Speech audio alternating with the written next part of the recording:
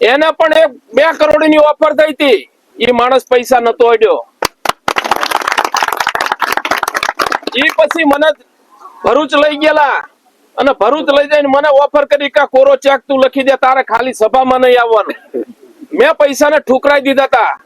હું રાજકારણ પૈસા માટે નથી કરતો, સમાજ માટે, લોકો માટે કરું છું. મેં પણ તે દિવસે પૈસા નતા લીધા. આવા અનેક બીજા કાર્યો છે કે જેની અંદર અમે રાત દિવસ ઉભા રહીએ છીએ.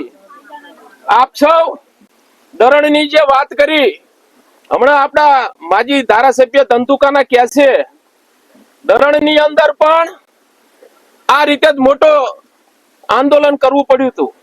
એમની કિંમતી જમીન વચ્ચે ગટર બનાવી અને પાણીનો નિકાલ કરવાનો હતો, પણ આજુબાજુના ગામના એ ટેકો આપ્યો. ગામના 10 દિવસ સંઘર્ષ કર્યું, તમારી જેમ 10 દિવસ સંઘર્ષ કર્યું, અને એમાં ધારાસભ્યએ આવવું પડ્યું. અને ધારાસભ્ય કીધું કે હું મારા ખર્ચે આ કેનાલ ગાળી છે બુરાઈ દઉં છું, આ આંદોલન સમેટી દો.